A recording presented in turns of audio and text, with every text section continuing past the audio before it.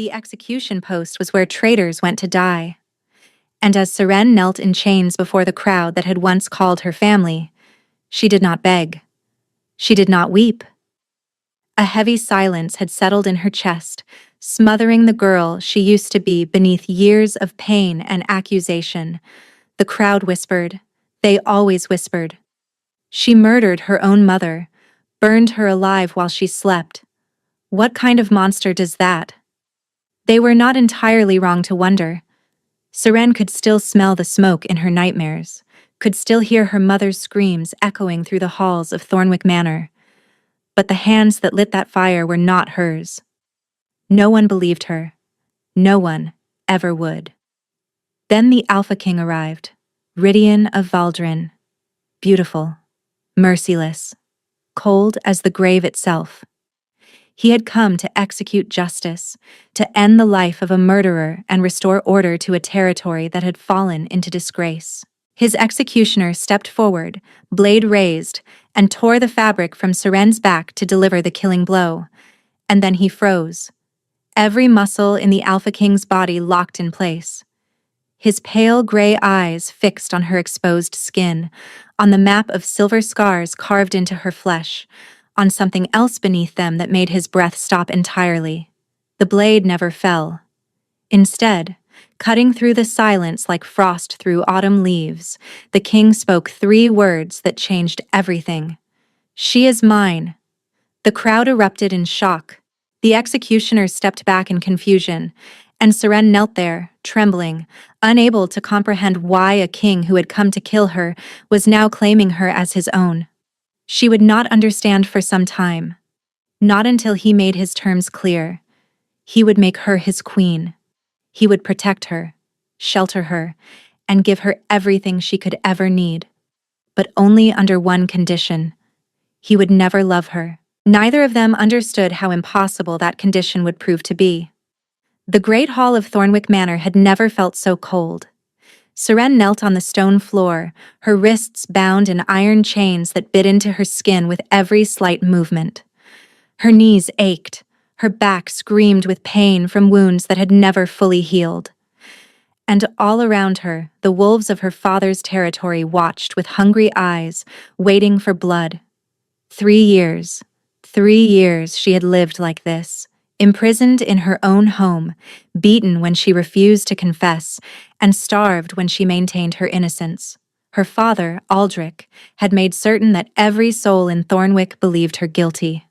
And now, finally, the High Alpha King had come to deliver the justice her father had been demanding. Seren heard him before she saw him. The doors of the great hall burst open, and a presence rolled through like a winter storm. It was not the ordinary dominance of a strong alpha. This was something older, something colder, something that made every wolf in the room bow their heads instinctively.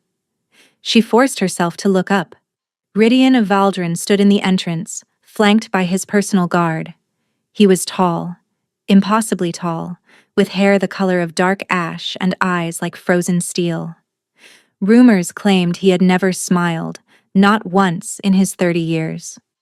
Rumors claimed his touch could freeze the blood in your veins. Looking at him now, Seren believed every word. He walked into the hall as if he owned it, which, she supposed, he did. All territories answered to the High Alpha. Her father had merely been a steward, a lesser lord permitted to govern in the king's name. And now that steward was bowing so low his forehead nearly touched the floor. "Your Majesty," Aldrich said, his voice dripping with false humility, "we are honored beyond words by your presence. Truly, you did not need to trouble yourself with such a long journey. The matter could have been handled locally." "I handle all matters of treason personally." Rydian's voice matched the rest of him. Cold, flat, empty of anything resembling warmth.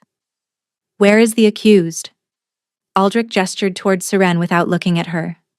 "There, Your Majesty, my own daughter, the shame of my bloodline. She murdered her mother 3 years ago and has refused to confess despite every opportunity for mercy." Seren felt the king's gaze land on her like a physical weight. She kept her head bowed, not out of respect, but because she had learned that meeting her father's eyes earned her fresh wounds. She saw no reason the king would be different. Footsteps approached. Measured. Deliberate. They stopped directly in front of her. "Look at me." The command resonated with Alpha authority, and Seren's wolf stirred for the first time in years, responding to power that dwarfed anything she had ever encountered. Slowly, she raised her head. Gray eyes met hers.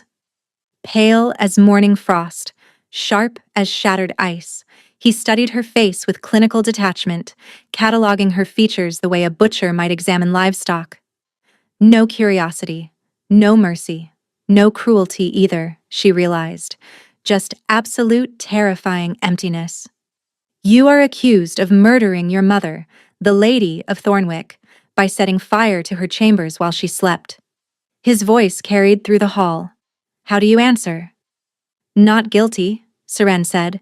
Her voice was hoarse from disuse. "I did not kill my mother."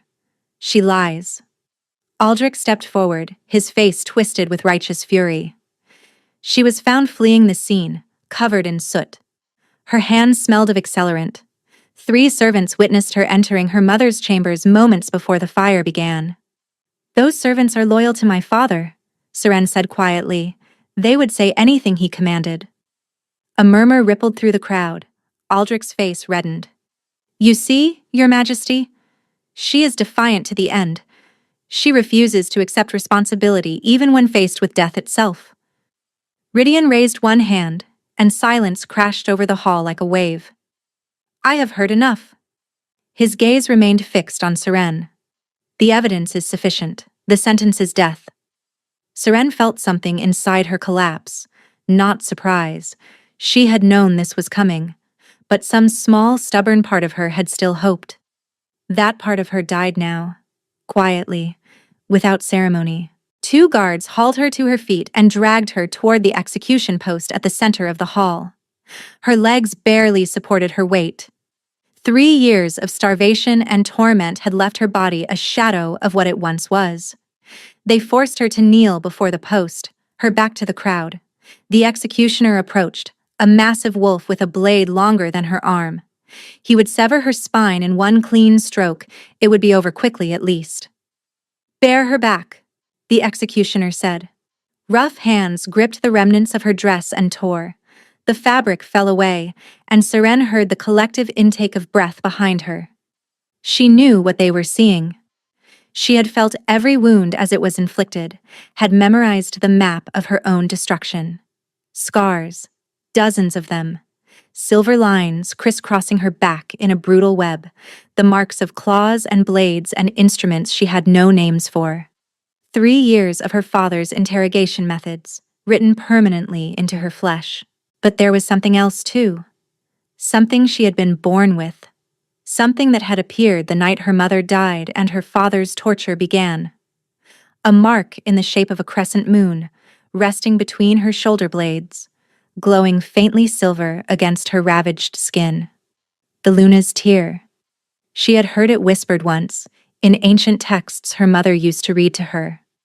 A mark that appeared only on wolves destined for impossible things. She heard the executioner raise his blade, and then she heard a single word, sharp as breaking ice. "Stop." Silence. Seren turned her head just enough to see the Alpha King striding toward her, his face utterly unreadable but his eyes blazing with something she could not name. He stopped beside the executioner and stared at her back for a long, terrible moment. When he spoke again, his voice was barely above a whisper, but it carried to every corner of the hall. "She is mine." The executioner lowered his blade in confusion. "Your Majesty? I said she is mine." Rydian's gaze swept over the crowd, over Aldrich's stunned face, over the wolves who had gathered to watch a monster die. "The execution is cancelled. This woman belongs to me now." "Your Majesty, I must protest." Aldrich stepped forward, his composure cracking. "She is a murderer, a disgrace. You cannot possibly want—" "Are you questioning your king?" Rydian did not raise his voice. He did not need to. The temperature in the hall seemed to drop 10 degrees. Aldrich shrank back. "No, Your Majesty. Of course not. I simply do not understand." "You do not need to understand." Rydian turned back to Seren, his expression revealing nothing. You need only to obey. He extended one hand toward her. His skin was pale, his fingers long and elegant. And despite the terror and confusion and exhaustion, Seren found herself reaching up to take it. His touch was cold, ice cold, as if winter itself lived beneath his skin. But it was the first gentle touch she had felt in 3 years. Through the narrow window of the carriage, Seren watched Thornwick disappear behind the hills. She was still shaking, still waiting for the executioner's blade to fall, for this to reveal itself as some elaborate cruelty designed to give her hope before crushing it completely. But the carriage kept moving, the horses' hooves beating a steady rhythm against the frozen road, and Thornwick grew smaller and smaller until it vanished entirely. She was alive. She could not comprehend it. 2 of the king's guards sat across from her, their expressions carefully blank. They had not spoken a word since the journey began. Neither had she. What was there to say? She did not understand why she was here, why a king who had come to execute her had instead claimed her as his own. The carriage was finer than anything she had ever occupied. Velvet seats, thick furs to ward off the cold, windows of actual glass rather than oiled paper. She was still wearing the torn remnants of her dress, her back exposed to the chill air, but someone had draped a heavy cloak around her shoulders before they departed. She wondered if it had been him. The journey took 2 days.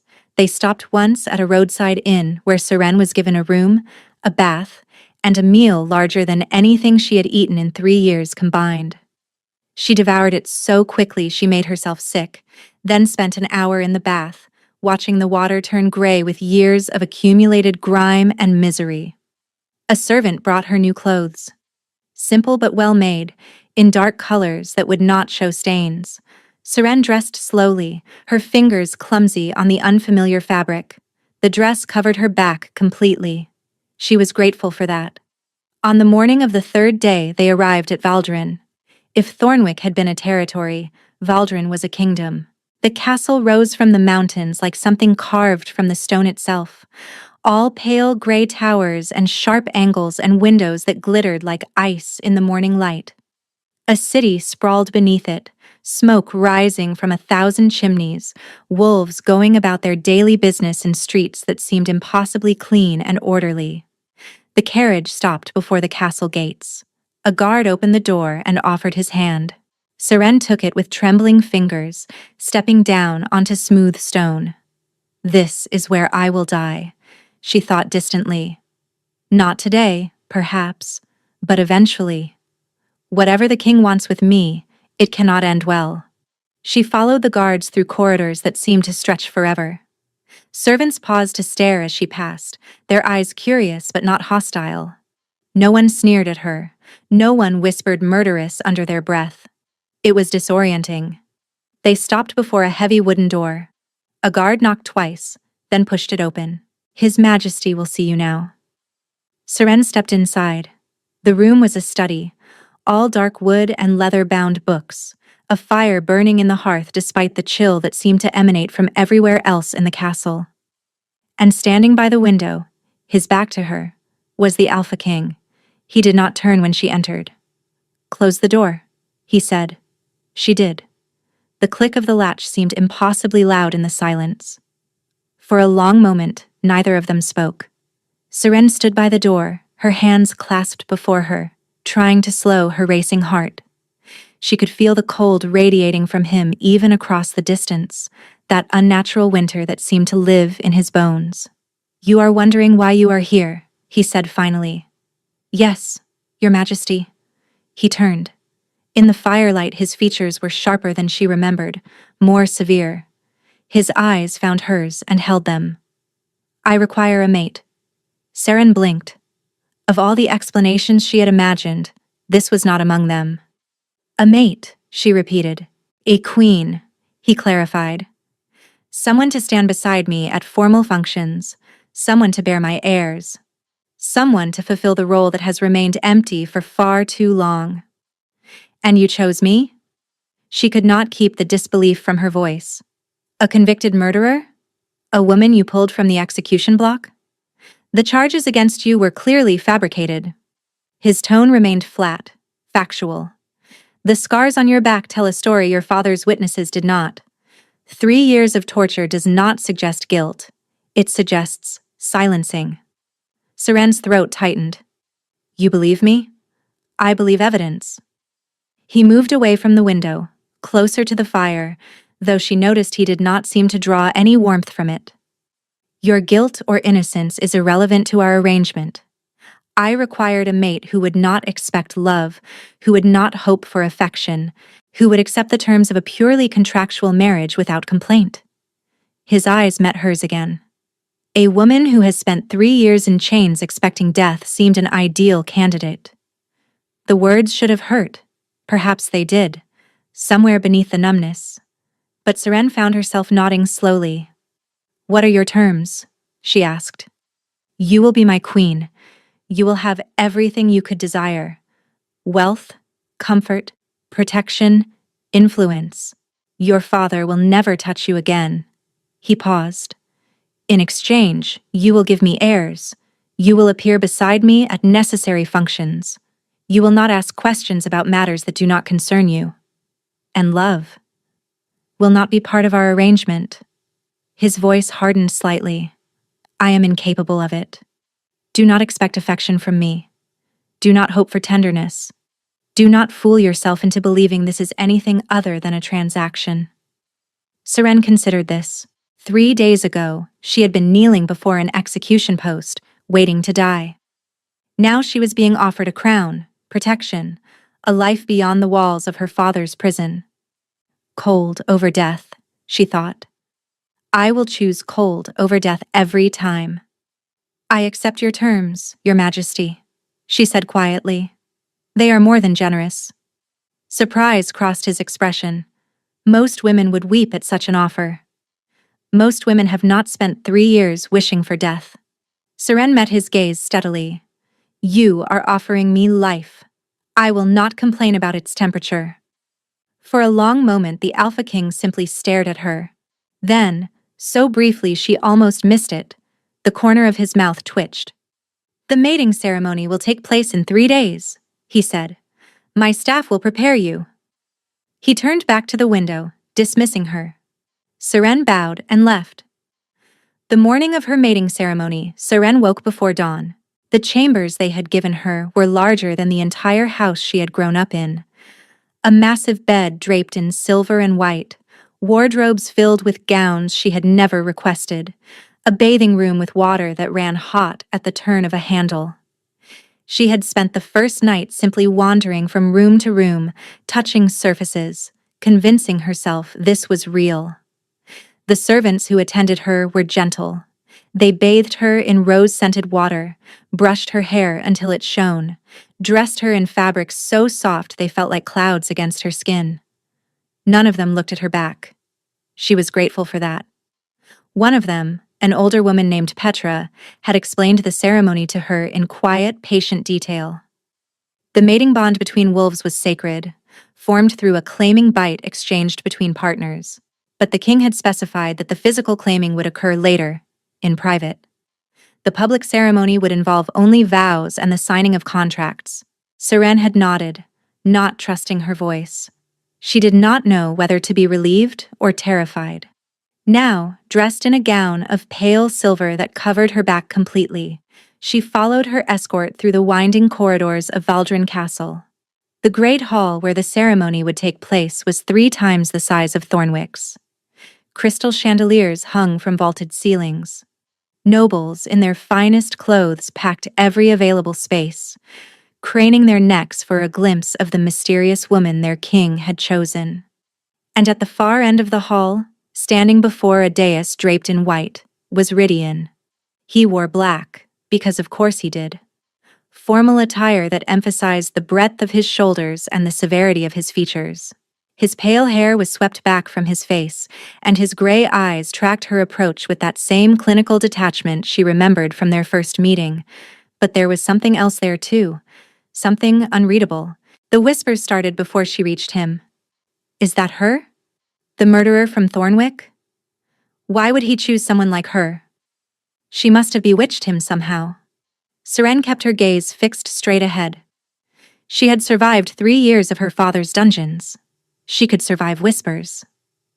The ceremony itself was brief. An officiant in ceremonial robes spoke words about duty and bloodlines, and the sacred bonds between alpha and mate. Seren barely heard any of it. She was too aware of Rydian standing beside her, radiating that strange coldness that made her wolf whimper in confusion. Do you, Rydian of Valdren, High Alpha of the Northern Territories, take this woman as your mate? Your queen? Your bond? The officiant asked. I do. His voice betrayed nothing. The officiant turned to her. And do you, Seren of Thornwick, accept this bond? Do you pledge yourself to your alpha, your king, your mate? Seren drew a slow breath. I do. Then by the laws of our kind and the blessing of the moon, I pronounce you mated. The officiant smiled. You may claim your bride, your majesty. The hall went silent. Every eye fixed on the king, waiting to see what he would do. Waiting for the claiming bite that would seal the bond publicly and permanently. Rydian turned to face her fully. His eyes searched her face through her veil of calm. The physical claiming, he said quietly, pitched only for her ears. You would prefer it done privately. It was not a question. Yes, Seren breathed, if that is acceptable. A shadow of something passed across his expression. Your preferences are always acceptable. Before she could respond, before the crowd could grow restless, he lifted her hand to his lips and pressed a single cold kiss against her knuckles. The crowd murmured in confusion. That was not how it was supposed to work. A claiming required teeth, blood, permanent marks. A kiss to the hand was barely a greeting. But Rydian ignored them all. He released her hand and turned to face the assembly. The claiming will be completed in private, he announced. The queen requires recovery time before such an intimate ritual. I trust no one here will question my judgment on this matter. The last sentence was not a question. It was a threat. The nobles fell silent. Seren stood frozen, her hand still tingling from his touch. He honored my boundaries, she thought dazedly. He could have bitten me in front of everyone, proven his dominance. But he gave me a choice. The celebration afterward was a blur of faces and names she could not retain. Nobles approached to offer congratulations, their smiles false, and their eyes calculating. She responded with the appropriate courtesies, drawing on lessons her mother had taught her years ago, before everything fell apart. She was almost to the exit when someone stepped into her path. Marcella. Her sister stood there in a gown of pale blue, beautiful and cold, and looking at Seren with pure hatred. Beside her stood their father, his expression one of barely concealed rage. You think you have won something, Aldrich said quietly. You think being queen will protect you from what you deserve. Seren forced herself not to flinch. I think the king has claimed me as his mate. I think any harm that comes to me now would be considered treason. The king does not know what you are. Marcella leaned closer, her voice a hiss. When he discovers the truth about what happened to Mother, he will destroy you. He will tear you apart piece by piece and scatter your remains across the mountains. Then I suppose I should enjoy my time as queen while it lasts. Seren kept her voice steady even as her heart raced. Now, if you will excuse me, my mate is waiting. She pushed past them and walked away on legs that threatened to collapse beneath her. The crowd parted as she approached Rydian's side. He glanced down at her, his expression unreadable. Your family, he said. Yes. They do not seem pleased with your elevation. They are not. He studied her for a long moment. Then he offered his arm, a formal gesture that nevertheless brought her closer to that wall of winter cold that surrounded him. Their displeasure, he said quietly, is no longer your concern. And despite the terror and uncertainty and the whispers that followed her through the hall, Seren felt something she had not felt in 3 years: hope. The wedding night came with a silence so complete it seemed to swallow sound itself. Seren sat on the edge of an enormous bed, her hands folded in her lap, her heart beating so loudly she was certain it could be heard through the walls. The servants had bathed her in lavender water, brushed her hair until it fell like dark silk down her back, and dressed her in a nightgown so thin it felt like wearing moonlight. Then they had left her alone to wait. She did not know what to expect. The contract had been clear. She would give him heirs. That required certain intimacies she had only ever read about in the books her mother used to hide beneath her mattress. But Rydian had shown no interest in her beyond the transactional. No warmth, no desire, just that endless, terrible cold. 3 soft knocks at the door made her jump. "Come in," she managed. The door opened, and Rydian stepped inside. He had changed from his formal attire into something simpler. Dark trousers, a white shirt unlaced at the throat, his pale hair slightly disheveled as if he had been running his hands through it. In the candlelight, he looked almost human, almost warm, almost. He closed the door behind him and stood there for a moment, studying her with those frost-gray eyes. Serene fought the urge to cover herself, to hide beneath the blankets, to disappear entirely. "You are afraid," he said. "Yes." "Of me?" She considered lying, decided against it. "Of everything." Sympathy, or something close to it, crossed his features. "I will not hurt you." He moved closer, his footsteps silent on the thick carpet. "That is not my intention tonight." "What is your intention?" He stopped at the foot of the bed, close enough that she could feel the cold radiating from his skin. "To fulfill our contract. To begin the process of creating an heir." His jaw tightened slightly. "But I am not a monster, Seren. If you require time, if you need to adjust, I will wait." The consideration in his voice made her throat tight. No one had asked what she needed in 3 years. No one had cared. "I do not need time," she said quietly. "I need this to be over. I need to know what to expect, so I can stop imagining the worst." Rydian regarded her for a long moment. Then he reached into his pocket and withdrew something. A strip of dark fabric. "You're back," he said. "The scars. I noticed you keep them covered even when sleeping." Seren's heart stuttered. "I do not like people seeing them." "Then they will not be seen." He held up the fabric. "A blindfold. I will wear it if that would make you more comfortable. The room will be dark regardless, but this ensures I cannot see you even by accident." She stared at him, unable to process what he was offering. A king, willingly blinding himself for her comfort. It made no sense. Nothing about him made sense. "Why would you do that?" she whispered. "Because you have already suffered enough." His voice remained flat, factual, but there was something beneath it. Something that sounded almost like anger on her behalf. "Whatever happened to you in Thornwick, whatever put those marks on your skin, it will not happen here. You are under my protection now. That includes protection from your own fears." Seren felt tears prick at her eyes. She blinked them back furiously. She would not cry. Not now. Not when she had survived so much worse than kindness. "All right," she said softly. "The blindfold." Rydian nodded. He turned his back to her. "Tie it yourself. As tight as you need." She rose on unsteady legs and approached him. Up close, she could see the individual strands of his pale hair, the faint lines of tension in his shoulders, the way his hands hung carefully still at his sides. She took the blindfold and reached up to secure it around his eyes. Her fingers brushed his skin, and she gasped. He was cold. Not cool. Not merely lacking warmth, but genuinely cold, as if he had been carved from ice itself. The temperature seemed wrong, impossible. Wolves ran hot, alphas especially, but Rydian felt like winter given flesh. "Is something wrong?" he asked. "Your skin," she breathed. "It is so cold." A pause. "A family condition. It is nothing to concern yourself with." The dismissal was clear. Seren finished tying the blindfold without further comment, though her mind raced with questions she did not dare ask. The last candle guttered and died. Complete darkness fell over the chamber like a velvet shroud.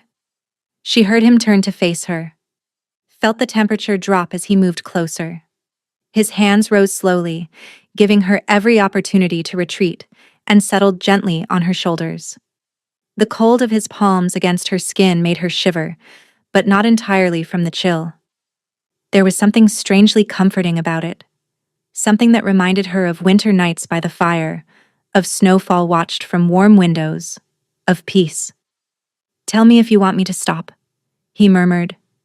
"At any point. For any reason. I will." His fingers traced along her collarbone, feather light, exploratory. He was learning her through touch, mapping the geography of her body without sight. When his hands drifted lower, sliding the straps of her nightgown down her shoulders, she tensed. "Breathe," he said quietly. "Just breathe." She forced herself to obey, and the tension eased slightly. The nightgown pooled at her feet. She stood bare before him in the darkness, vulnerable in a way she had never been before. But instead of the shame she expected, she felt something else entirely: safety. He could not see her scars. He could not judge her broken body. In the darkness, she was simply a woman standing before a man who had promised not to hurt her. And he kept that promise. His touch remained gentle throughout, careful and almost reverent.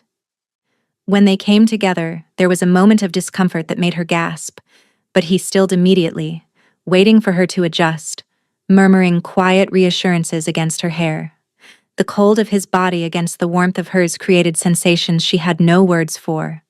Frost and fire meeting, mingling, becoming something new. She clung to him as the pleasure built, as her body learned rhythms it had never known, as the darkness wrapped around them like a cocoon. Afterward, they lay tangled together in the sheets, both breathing hard. His arm was draped across her waist, holding her close, and she could feel his heart beating against her back. Fast, faster than his controlled demeanor suggested. "Thank you," she whispered. He did not respond immediately. Then, so quietly she almost missed it, he said, "For what?" "For being gentle, for the blindfold, for treating me like a person rather than a possession." Another long pause.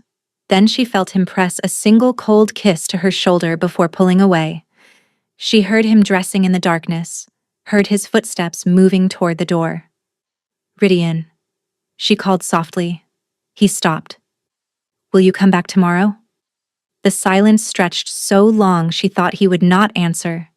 Then, "If you wish it." "I wish it." Another pause. Then the door opened, letting in a sliver of light from the corridor, and closed behind him. Seren lay alone in the darkness, her body still tingling from his touch, her mind spinning with questions. The cold king who could not love, the blindfold he had worn without complaint, the scars he had never asked about. And beneath it all, like a warning she could not quite hear, the unnatural winter that lived beneath his skin. 3 weeks passed, and Rydian came to her every night. At first, Seren told herself it was merely contractual. He needed an heir. This was the most efficient way to produce one, but as the days wore on, she began to notice things that did not fit that explanation. He arrived earlier each evening, sometimes before dinner, joining her in her chambers to share a meal before taking her to bed. He stayed longer afterward, his arm wrapped around her waist, his cold breath against her neck as he drifted into sleep. He asked her opinions on matters of state, listening intently when she spoke, considering her words with genuine interest. And most confusingly of all, he seemed to enjoy her company. "You are staring," he said one evening, not looking up from the document spread across her sitting room table. "I am trying to understand you." "There is nothing to understand." He signed his name to a treaty with precise, elegant strokes. "I am exactly what I appear to be." "A cold king who cannot love?" "Precisely." Seren set down her embroidery, a skill she had relearned since arriving at Valdren. "Then why do you spend your evenings here instead of in your own chambers? Why do you ask my opinion on trade agreements? Why do you hold me while you sleep?" Rydian's pen stopped moving. He looked up at her, his gray eyes unreadable. Habit, he said finally. Nothing more. She did not believe him, but she did not push. There were boundaries between them, invisible walls that neither of them acknowledged aloud, and she had learned the value of respecting walls. Still, she watched him. She could not help it. She noticed that he never seemed warm, not even when sitting directly beside the fire. She noticed that the servants brought him heated blankets several times a day, that his breath sometimes misted in rooms that were perfectly comfortable for everyone else, that his lips occasionally turned faintly blue when he thought no one was watching. She noticed that he grew worse after their nights together. The realization came slowly, pieced together from observations she had not consciously been making. After the nights when their passion burned hottest, when she lost herself completely in his arms, Rydian seemed paler the next morning, more fatigued. That unnatural chill emanating from his skin grew more intense, as if something inside him was freezing from the inside out. "You are unwell," she said one morning, finding him shivering in his study regardless of the roaring fire. "I am fine. You are not." She crossed to him without thinking, pressing her hand to his forehead. His skin was like ice. "Rydian, this is not normal. Something is wrong with you." He caught her wrist, pulling her hand away. His grip was gentle but firm. "There are things about me you do not know," he said quietly. "Things you are better off not knowing. Then tell me. Help me understand." "No." The word was final. Absolute. "You will give me airs, Seren. You will stand beside me at formal functions. But you will not involve yourself in matters that do not concern you. That was our agreement." The dismissal stung more than she expected. She pulled her wrist free and stepped back. "As you wish, Your Majesty." Pain, perhaps, or regret, crossed his expression, but he said nothing as she turned and walked away. That night, he did not come to her chambers, nor the night after. Seren told herself she did not care. This was a transaction, nothing more. She should not have allowed herself to forget that. But on the third night, when her door finally opened and Rydian stepped inside, she felt her heart lift despite everything. "You came back," she said softly. "I could not stay away." The admission seemed to cost him something. He stood in the doorway, his hands clenched at his sides, his jaw tight with some internal struggle. "I tried. I told myself this was becoming too complicated, that I needed to maintain distance, but I found myself walking here regardless." "Why?" He crossed the room in 3 long strides and pulled her into his arms. The cold of his body seeped through her nightgown, but she did not care. She pressed herself against him, wrapping her arms around his neck, holding him as if he might disappear if she let go. "Because I cannot stop thinking about you," he breathed against her hair. "Because the thought of you lying here alone while I paced my chambers like a fool was unbearable. Because somewhere along the way, this stopped being a transaction." Seren's heart raced. "What is it now?" He pulled back just enough to meet her eyes. In the candlelight, his features were softer than she had ever seen them. Vulnerable in a way the cold king should never be. "I do not know," he admitted, "but I want to find out." That night, when they came together, it was different. Slower. More intentional. He touched her as if memorizing every curve and hollow, whispered her name like a prayer, held her afterward as if she were something precious and fragile and infinitely valuable. And Seren, lying in the circle of his arms with his cold breath against her neck, admitted to herself what she had been denying for weeks. She was falling in love with him, the cold king who could not love. The man who had warned her not to expect affection, not to hope for tenderness, not to fool herself into believing this was anything other than duty. She loved him anyway, and she had absolutely no idea what to do about it. 2 months after their mating ceremony, Seren missed her bleeding. She noticed immediately. Her cycles had always been regular, even during the worst years in her father's dungeons. The absence could only mean one thing. The healer confirmed it the following morning. Seren sat in her chambers afterward, one hand pressed against her still flat stomach, trying to process the magnitude of what was happening. She was carrying the king's child. The purpose of their arrangement was fulfilled.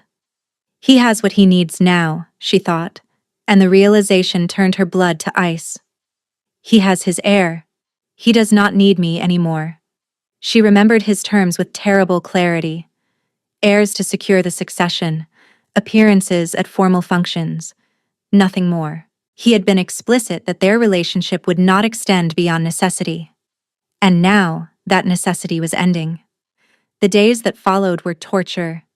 Seren waited for him to pull away, to retreat behind those walls of ice and formality, to become once again the cold king who had claimed her from the execution block. But he did not pull away. If anything, he drew closer. He came to her chambers earlier each evening. He stayed longer, sometimes through the entire night, holding her against his chest as the fire burned low. He spoke to her about his childhood, about his parents, about the loneliness of being raised to rule an empire while being forbidden to feel. And he listened when she finally, haltingly, told him about Thornwick. "My mother was the kindest person I ever knew," Seren said one night, her head resting on his chest, his cold fingers tracing patterns on her arm. "She protected me from my father's cruelty, shielded me from his rages, and then one night, while I was visiting relatives 3 territories away, she died in a fire. Your father blamed you. He said I had done it somehow. Used magic I did not possess to murder her from a distance." Her voice cracked. "He said the marks appeared on my back as proof of my guilt. That the Luna's tear only manifests on wolves corrupted by darkness." "That is a lie?" Rydian's voice was sharp. "The Luna's tear is a blessing, not a curse. It appears on wolves destined for impossible things." "How do you know that?" A pause. Then, "There are books in my library that contain knowledge most have forgotten. Ancient texts about the old magics, the bloodlines, the marks." His fingers stilled against her skin. "Your father tortured you for 3 years based on a superstition he invented himself."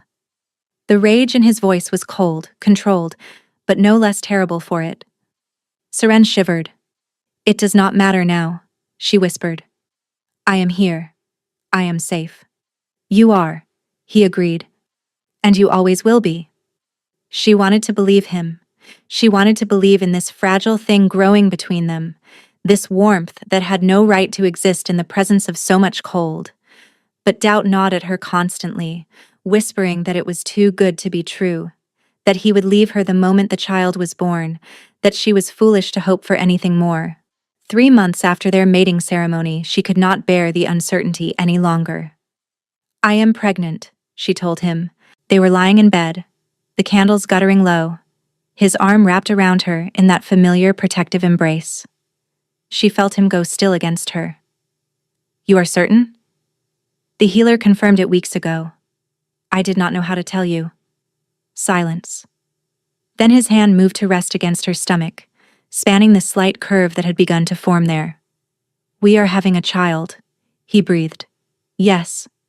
She waited for the withdrawal, waited for him to release her, to thank her formally, to announce that their arrangement had reached its natural conclusion. Instead, he pulled her closer. "Thank you," he murmured against her hair. "Thank you, Seren." The warmth in his voice broke something inside her. Tears spilled down her cheeks before she could stop them. "Why are you crying?" Alarm sharpened his tone.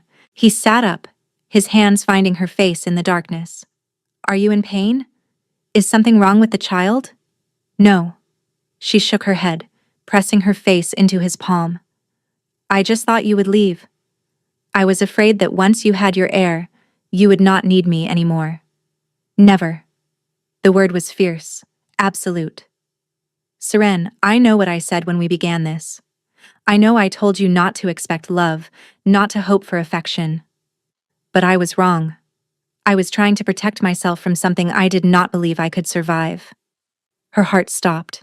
"What do you mean?" "I mean that I love you."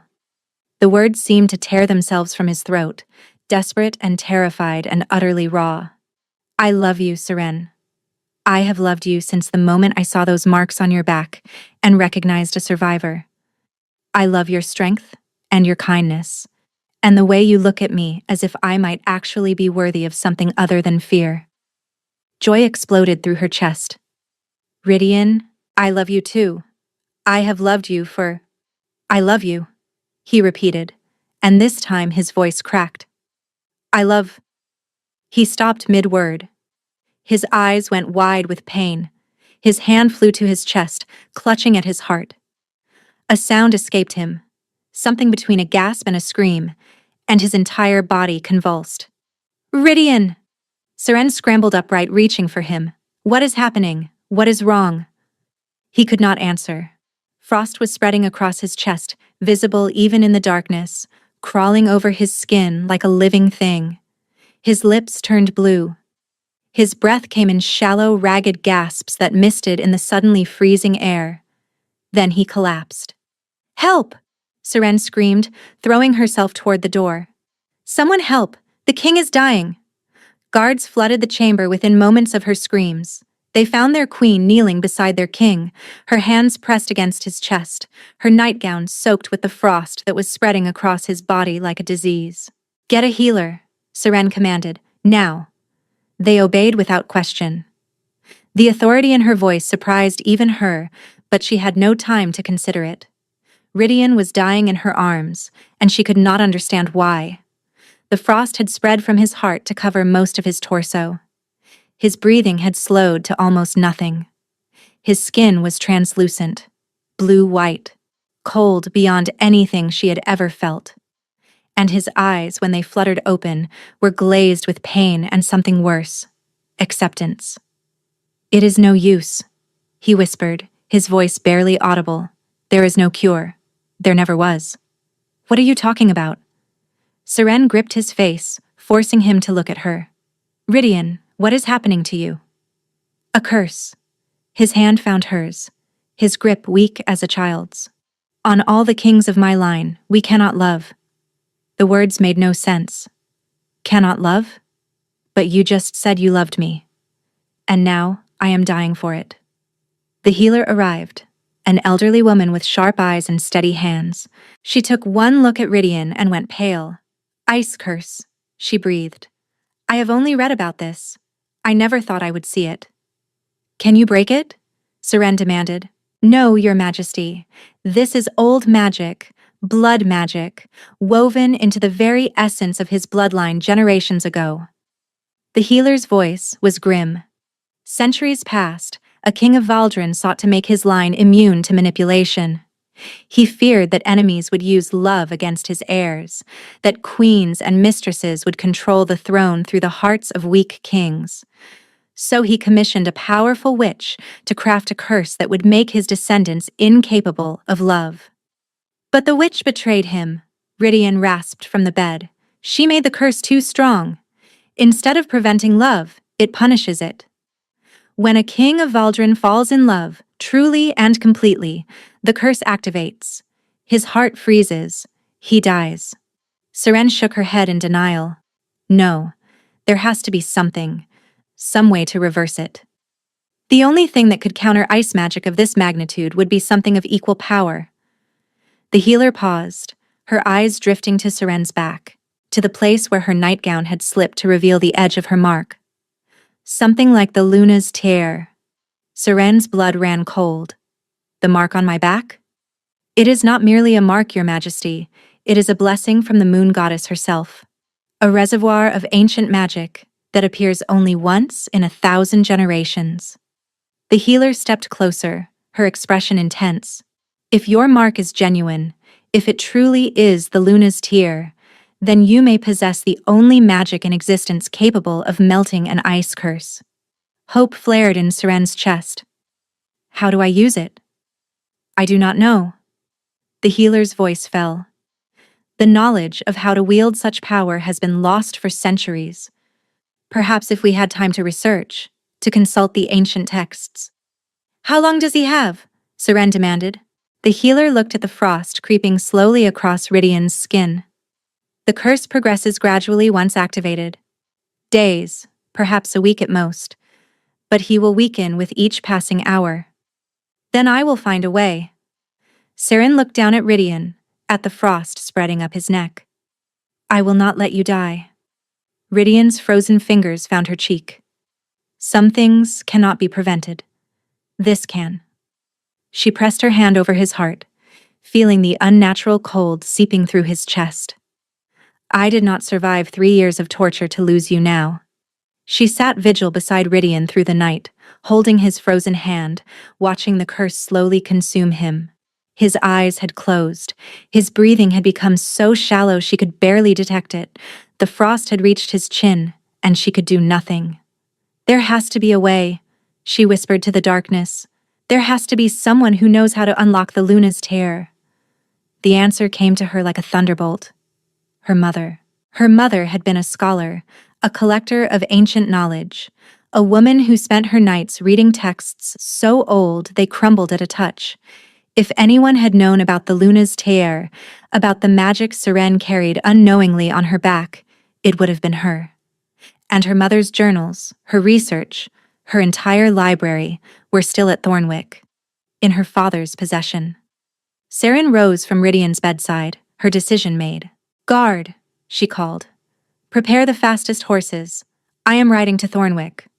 The captain of the guard stepped forward, his expression alarmed. Your Majesty, the journey takes 2 days. The king may not survive. Then I will ride faster. Her voice was ice, harder and colder than anything Rydian had ever produced. Lord Aldrich has something I need, something that may save the king's life. I will retrieve it, with or without your approval. The captain hesitated, then bowed. At least allow me to send an escort. Fine, but we leave now. She rode through the day and night without stopping, pushing her horse harder than she had ever pushed anything. The royal guard flanked her, their faces grim, their hands on their weapons. They reached Thornwick as dawn broke on the second day, having cut the journey nearly in half through sheer determination. The manor looked smaller than she remembered, darker. The stones seemed to absorb light rather than reflect it, and even the gardens had withered into something twisted and dead. Saren dismounted and strode toward the entrance without hesitation. A servant tried to stop her at the door. My lady, your father is not receiving visitors. I am not a visitor. Saren pushed past him. I am the Queen of Valdrin, and I am not here to visit. She found her father in his study, sitting before the fire with a glass of wine in his hand. He looked older than she remembered, his face lined with something that might have been exhaustion or might have been guilt. Beside him stood Marcella, beautiful and cold as ever. You. Aldrich's lip curled when he saw her. Come to gloat about your elevation. I have come for Mother's journals. Saren kept her voice flat. The ones about the Luna's tear. Where are they? Her father's expression shifted. Just for a moment. But she saw it. I have no idea what you are talking about. You are lying. Saren stepped closer. Mother researched the Luna's tear for years. She knew what it was, what it could do, how to unlock its power. You have her journals. I need them. And why would I give you anything? Aldrich rose from his chair, his eyes blazing with familiar hatred. You murdered my wife. You destroyed my family. You do not deserve help. You deserve death. I did not murder Mother. The words came out steady, in spite of the rage building in her chest. I was 3 territories away when she died. You know that. You have always known that. The marks on your back say otherwise. The marks on my back are the Luna's tear. Saren's voice rose. A blessing, not a curse. Mother knew that. She wrote about it in her journals. Journals you have hidden because they prove my innocence. Marcella stepped forward, her beautiful face twisted with contempt. You expect us to believe that? You are a murderer, Saren. Everyone knows it. Everyone believes what Father told them to believe. Saren turned to face her sister fully. But think, Marcella. Really think. I loved Mother more than anything in this world. She protected me from father's cruelty, shielded me from his rages. Why would I kill the only person who ever loved me? Doubt crept into Marcella's eyes. Uncertainty. Father, she said slowly. Where are Mother's journals? Destroyed. Aldrich's voice was flat. I burned those years ago. You are lying. Seren felt certainty crystallize inside her. You would never destroy knowledge. You hoard it. You use it. You buried those journals somewhere you thought I would never find them. Even if I did, I would never tell you. Then I will search every inch of this manor until I find them myself. She turned toward the door, but Aldrich's voice stopped her. You want to know about the Luna's tear?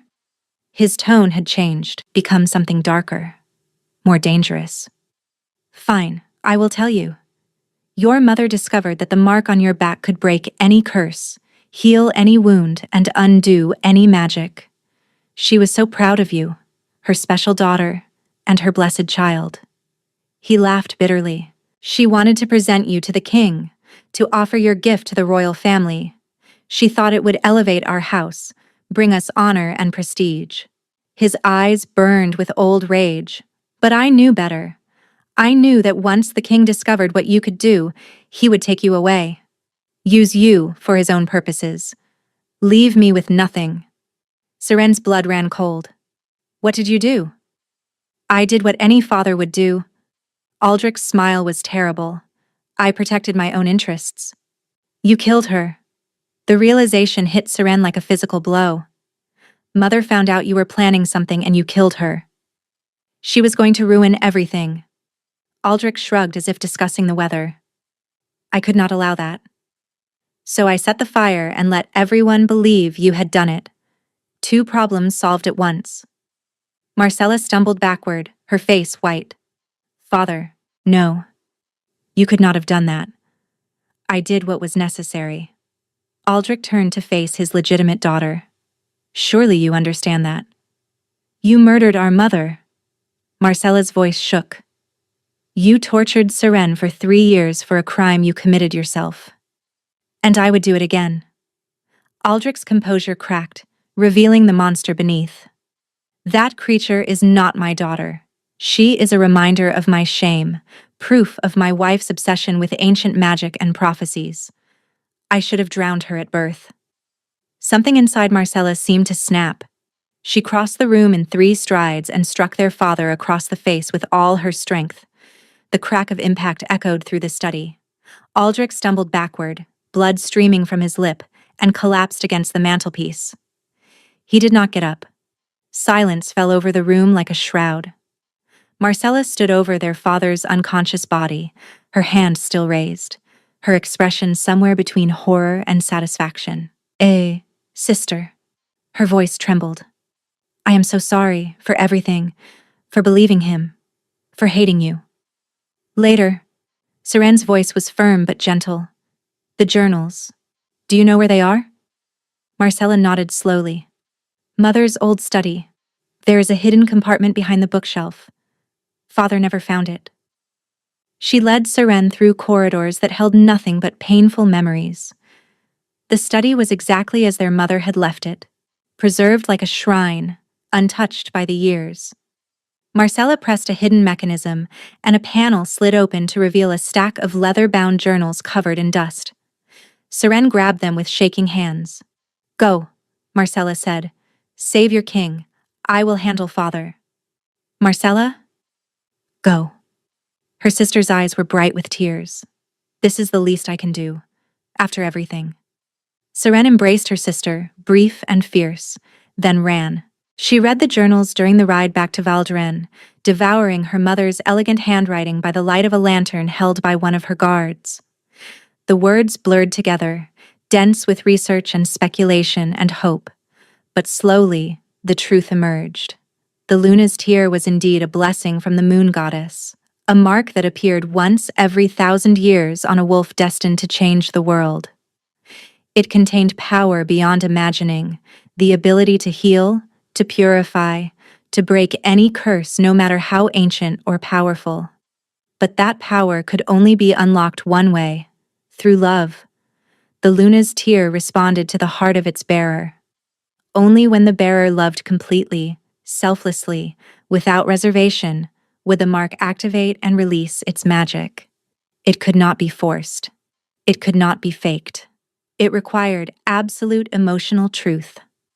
Seren closed the journal as the towers of Valdrin came into view. She loved Rydian.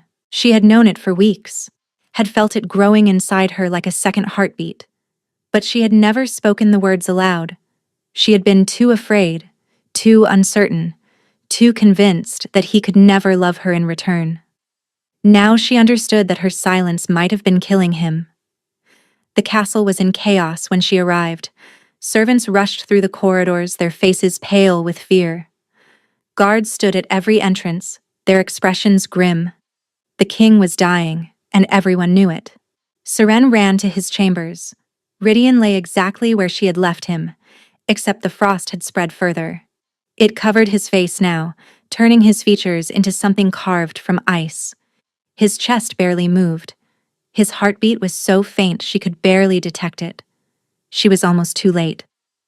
The healer stood beside the bed, her expression hopeless. "Your Majesty, I am sorry. There is nothing more I can do. Leave us." Seren's voice brooked no argument.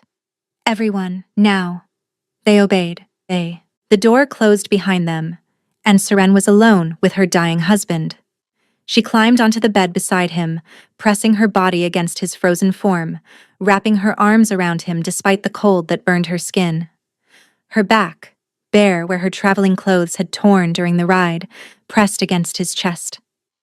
The luna's tear against the ice curse, fire against frost, love against death. Rydian. She pressed her forehead to his frozen cheek. "I need you to hear me. I need you to understand what I am about to say." No response. His eyes remained closed. His breath barely stirred the air. "I love you." The words came easily now, pouring out of her like water from a broken dam. "I love you, Rydian. I have loved you since the night you wore a blindfold so I would not have to show you my scars. I have loved you since you held me in the darkness and made me feel safe for the first time in 3 years." The mark on her back began to warm. "I love your coldness because it is not cruelty. I love your distance because you built it to protect yourself, not to hurt others. I love the way you ask my opinion and actually listen to my answers. I love the way you hold me while you sleep, as if I am something precious, something worth protecting." The warmth spread, becoming heat, becoming fire. "I love you," she said again, and this time she felt something shift inside her, something ancient and powerful awakening after centuries of slumber. "I love you with everything I am, everything I have, everything I will ever be. And if my love is not enough to save you, then I will die here beside you, because I cannot imagine a world without you in it." Light exploded from her back, silver and gold and white, brighter than the sun, flooding the chamber with radiance that seemed to come from everywhere and nowhere at once. Seren gasped as power surged through her, power that was not hers but was hers, had always been hers, waiting for this moment. The luna's tear released its magic. She felt it flowing from her body into his, felt it seeking out the curse that was killing him, felt it wrapping around the ice in his heart and melting it away. The frost on his skin began to recede, retreating like shadows before dawn, vanishing as if it had never existed. Color returned to his cheeks. His breathing deepened, his heartbeat strengthened, and then his eyes opened. Gray eyes, pale as winter frost, but warm now in a way they had never been before. They focused on her face with recognition, with wonder, with something that looked impossibly like hope. "Seren." His voice was hoarse, raw, but it was his voice. He was alive. "What did you do?" "I loved you." Tears streamed down her face. "That is all. I just loved you." He reached up with a hand that was no longer cold, cupping her cheek with fingers that held warmth for the first time in his entire life. The curse was not just broken. It was destroyed, erased from his bloodline forever. The luna's tear. he breathed. It was you. It was always you. I did not know. She leaned into his touch. I did not understand what I was, what I could do, until it was almost too late. But it was not too late. He pulled her down to him, pressing his forehead against hers. You saved me, Seren. You saved me in every way a person can be saved. We saved each other. She kissed him softly, gently, tasting tears on both their lips. We were both hiding, both convinced we were unworthy of love, and yet we found it anyway. He kissed her back, and for the first time, his lips were warm against hers. 8 months later, Seren stood in the gardens of Valdren Castle, their daughter sleeping peacefully in her arms. The baby had arrived 3 weeks early, squalling and healthy and perfect. She had her father's gray eyes and her mother's dark hair, and a tiny crescent moon birthmark on her shoulder that made the healers gasp with wonder. The Luna's tear, passed down to the next generation, a blessing that would protect the royal line for generations to come. Rydian found her there, standing among the roses he had planted in her honor. He wrapped his arms around her from behind, careful not to wake the baby, and pressed a warm kiss to her temple. The council meeting went well? Seren asked. Better than expected. He rested his chin on her shoulder, gazing down at their daughter. Your sister has settled into her role as Lady of Thornwick admirably. The territory is flourishing under her guidance. Seren smiled. Marcella had claimed their father's title after his conviction for murder and conspiracy.